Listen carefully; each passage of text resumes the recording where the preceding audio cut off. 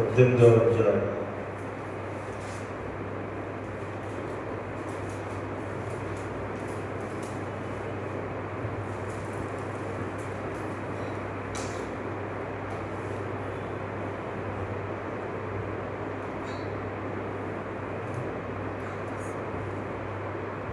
మత్తయి శుభవార్త 18వ అధ్యాయం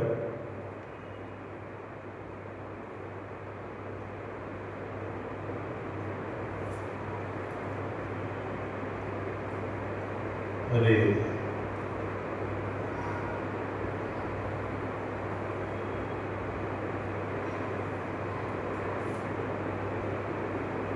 18వ వచనం 19, 23 వచనాలు కలిసి చదువు.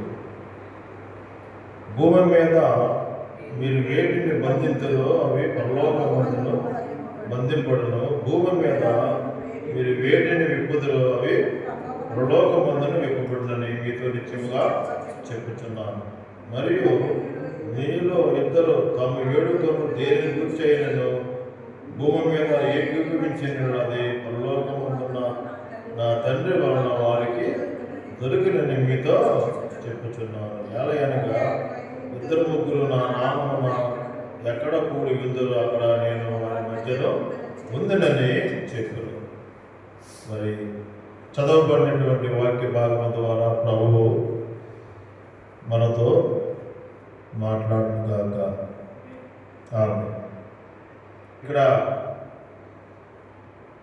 యేసుక్రీస్తు ప్రభువారు దైవమానవుడుగా భూమి మీద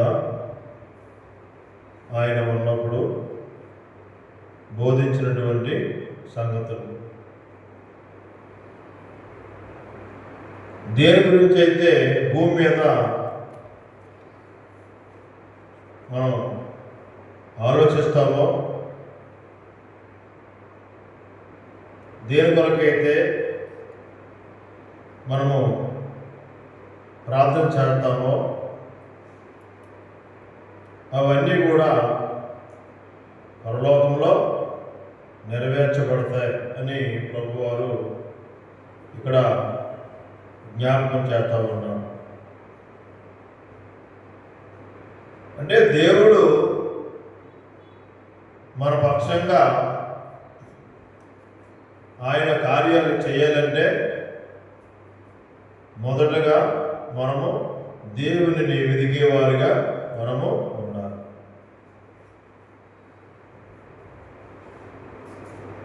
అందుకే ప్రభు అన్నాడు, మరి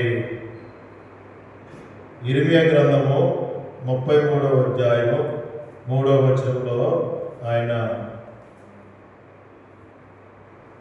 మరి జ్ఞాపకం చేస్తూ ఉన్నాడు. చదవండి. ఇర్మియా గ్రంథము 33వ అధ్యాయము 3వ వచనం.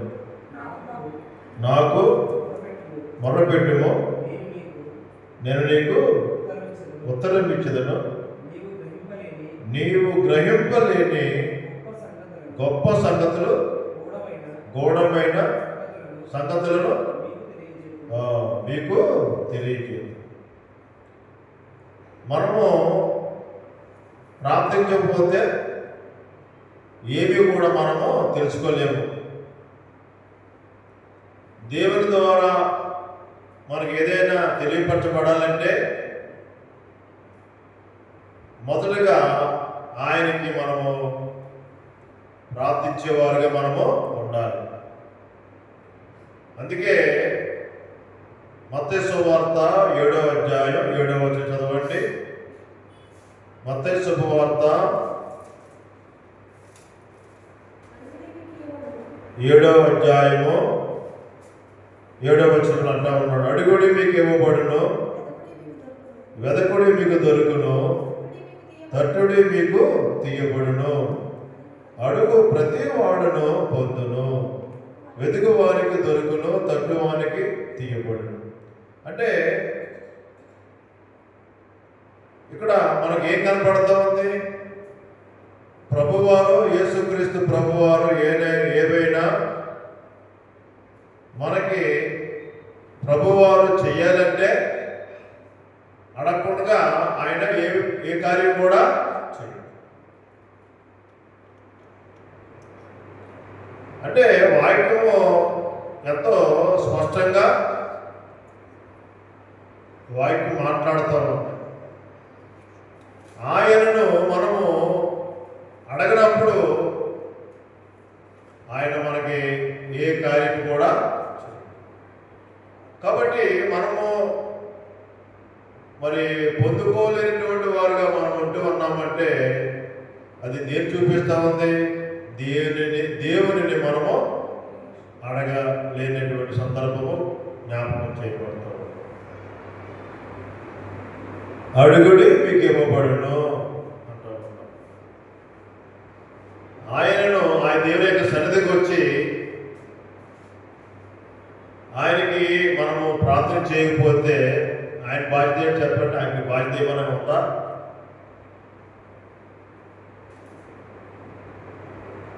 ఆయనకి ఏ బాధ్యత? కాబట్టి ఆయన మన పక్షంగా, మన కుటుంబ పక్షంగా, మన బిడ్డల పక్షంగా, మనం చేసేటువంటి ఉద్యోగ పక్షంగా అన్ని సందర్భాల్లో ఆయన మనకి సహాయం చేసేవాడిగా ఉండాలంటే ఆయనకి మనము మొరపెట్టేటువంటి వారిగా మనము ఉండాలి. దేవుని యొక్క కార్యము ఒకవేళ ఆలస్యం అవ్వచ్చు కానీ ఆయన చేయక మానడు. అదే వాక్యాన్ని మనం చూస్తూ ఉన్నాము. ఇక్కడ వాక్యంలో మనం గమనించినప్పుడు మత్తయి సువార్త 7వ అధ్యాయము మరి ఇక్కడ అంటూ ఉన్నాడు, 8వ వచనం అంటూ ఉన్నాడు. ఏమంటా ఉన్నాడు ఆయన? అడుగు ప్రతి వాడును పొందు. దేవునికి ఏ భేదమో లేదు. మనమే రకరకాలైనటువంటి భేదాలు మనం పెట్టుకుంటాం. దేవునికైతే ఏ భేదమో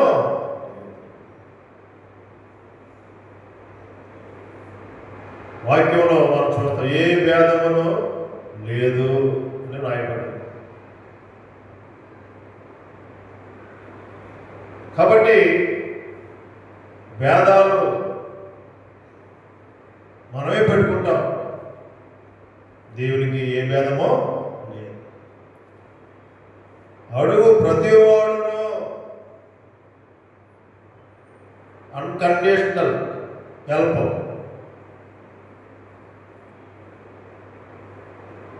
కాబట్టి షరతులు లేనటువంటి కార్యం.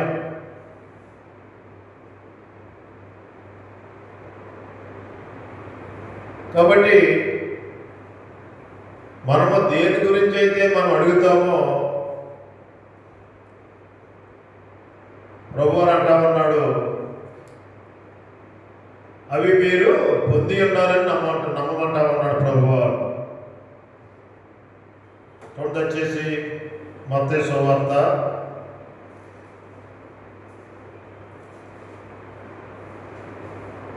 21వ అధ్యాయం 22వ వచనంలో రాయబడింది, మరియు మీరు ప్రార్థన చేయనప్పుడు వేటిని అడుగుదురో అవి దొరికినవని నమ్మిన యెడల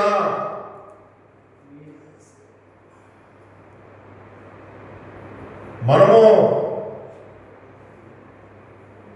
ప్రార్థన చేసినప్పుడు దేని కొరకైతే మనము ప్రార్థన చేస్తా ఉన్నామో అవన్నీ కూడా ప్రభువు వారు ఆయన మనకి ఇచ్చేసినాడని మనము నమ్మాలి. నమ్మకపోతే కార్యాన్ని మనము చూడలేము. అది దాంట్లో ఉన్నటువంటి సందర్భం. నమ్మినప్పుడు వాక్యంలో రాయబడింది, నమ్ముట నీ వలనైతే నమ్మువానికి సమస్తము సాధ్యమే.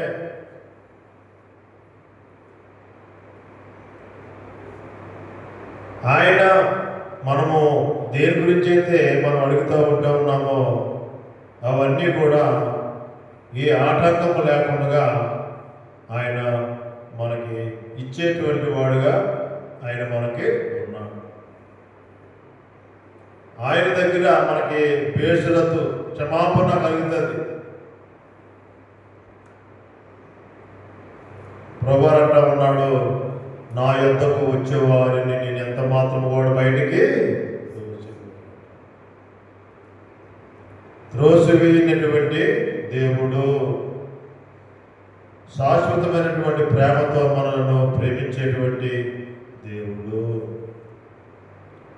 కాబట్టి దేవుని యొక్క కార్యాలు ఒకవేళ ఆలస్యం అవ్వచ్చు, కానీ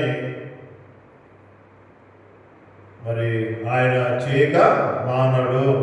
కాబట్టి కొన్ని విషయాలు మనం చూస్తూ ఉన్నాము. ఈ సమయంలో మరి రామకృష్ణ గారు వచ్చారు. ఆయన కూడా ఒక అరగంట మరి వాక్యాన్ని పంచుకుంటారు. మరి అదే సందర్భంలో కొన్ని తలంపులు మన గమనానికి తీసుకురావాలని మనం ప్రార్థన చేద్దాం. సాక్ష్యంతో కూడుకున్నటువంటి వర్తమానము మనం వింటాము. అంటే ఆయనకి మాకు ఉన్నటువంటి రిలేషన్షిప్ స్పిరిచువల్ ఏ రీతిగా ఉంటుందో మరి జ్ఞాపకం చేస్తారు. ఆ రీతిగా ప్రభు మనకి సహాయం చేయను గాక. ఆమేన్. రండి బాగా